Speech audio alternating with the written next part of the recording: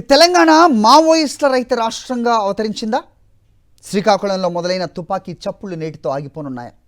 DGP Shivadhar Reddy సమక్షంలో నలుగురు Maoist కీలక నేతలు లొంగిపోనున్నారు. దేవ్జీ అలియాస్ తిప్పిరి తిరుపతి, మల్లా రాజిరెడ్డి అలియాస్ సంగ్రామ్, బడే చొక్కారావు అలియాస్ దామోదర్, నూనె నరసింహారెడ్డి అలియాస్ గంగన్న ఇవాళ లొంగిపోనున్నారు. ప్రస్తుతం మావోయిస్టు పార్టీ సెక్రటరీగా ఉన్నారు దేవ్జీ అలియాస్ తిప్పిరి తిరుపతి. మరో కీలక నేత గణపతి నేపాల్లో తలదాచుకున్నట్టుగా సమాచారం. రైట్, ఇదే అంశానికి సంబంధించి మా కరెస్పాండెంట్ సాయి కిరణ్ మరిన్ని అప్డేట్స్ ఇస్తారు. సాయి కిరణ్, చెప్పండి. సో చొక్కారావు మొదట వినిపించింది నేను ఉద్యమంలోనే ఉంటాను అని ఆయన చెప్పినట్టు, ప్రస్తుతం లొంగిపోయే వాళ్ళలో ఆయన పేరు కూడా వినిపిస్తోంది. ఇది నిర్ధారించవచ్చా? అలాగే ఇక తెలంగాణ మావో రహిత రాష్ట్రంగా భావించవచ్చా ఇవాళ నుంచి?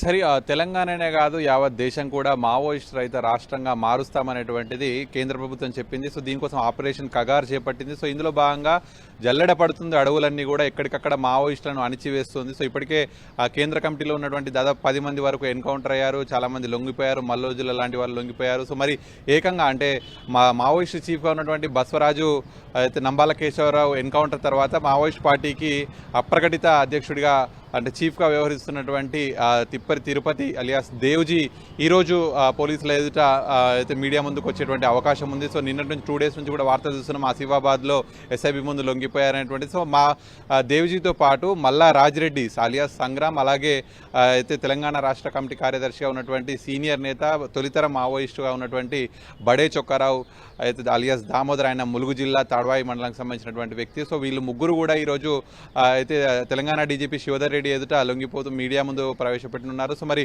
మొత్తానికైతే మావోయిస్ట్ చీఫ్గా ఉన్నటువంటి తిప్పరి తిరుపతి మరి ఈరోజు పోలీసుల ఎదుట లొంగిపోతున్నాయంటే మరి మావోయిస్ట్ సంబంధించినటువంటి ఒక శకం ఇప్పటితో ముగిసింది అనేటువంటి చాలామంది చర్చలు చేస్తున్నారు. కానీ మావోయిస్ట్ సానుభూతి పనులు కావచ్చు, కమ్యూనిస్ట్ పార్టీలు మాత్రం ఎప్పటికీ ఉద్యమం అనేటువంటిది అణచివేయబడదు, ఎప్పటికైనా మళ్ళీ పుట్టుకొస్తుంది అనేటువంటి వాళ్ళు చెప్తున్నారు. కానీ పోలీసులు మాత్రం సక్సెస్ చేశారని చెప్పొచ్చు. అందులో ముఖ్యంగా తెలంగాణ పోలీసులు అనేటువంటి మావోయిస్టుల పైన ఎప్పటికీ పోరాటంలో వాళ్ళు ఎప్పటి నుంచో ఆరితేరిపోయారు. దాదాపు 40 ఏళ్ల నుంచి కూడా ఈ తెలంగాణలో మావోయిస్టు ఉద్యమాన్ని ఎప్పటికప్పుడు వాళ్ళు గ్రహిస్తూనే ఉన్నారు. సో అట్లా తెలంగాణ నుంచి ఛత్తీస్గఢ్ వెళ్ళిపోయారు మావోయిస్టులు, జార్ఖండ్ వెళ్ళిపోయారు, ఇట్లా అనేక రాష్ట్రాలు వెళ్ళిపోయి తలదాచుకున్నారు. కానీ తెలంగాణలో మాత్రం మళ్ళీ కొత్తగా ఉద్యమ నేతలు పుట్టుకురాలేదు. మావోయిస్టు పార్టీకి ఏదైతే లీడర్స్గా వ్యవహరించినటువంటి వాళ్ళలో చాలామంది తెలంగాణ నుంచే ఉన్నప్పటికీ కూడా కొత్త క్యాడరు మళ్ళీ రావడంలో మాత్రం విఫలమైందని చెప్పొచ్చు. అందుకు పోలీసులు మాత్రం ఇక్కడ చాలా కట్టుదిట్టంగా వ్యవహరించారు. సో మరి ఈ రోజుతో మావోయిస్ట్ చీఫ్గా ఉన్నటువంటి తిప్పరి తిరుపతిని మరి పోలీసులు మీడియా ముందు ప్రవేశపెడితే మరి ఇప్పటితో ఆయన ప్రకటన ఎలా ఉండబోతుంది? సో ఎందుకంటే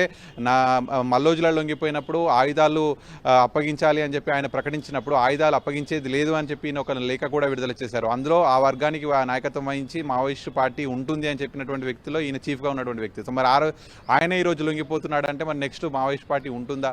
అసలు నెక్స్ట్ నాయకత్వం ఎవరుంటారు ఏంటి, ఎవరన్నా మళ్ళీ లేఖలు విడుదల చేస్తారనేటువంటిది కూడా చూడాల్సింది. రైట్ సాయి.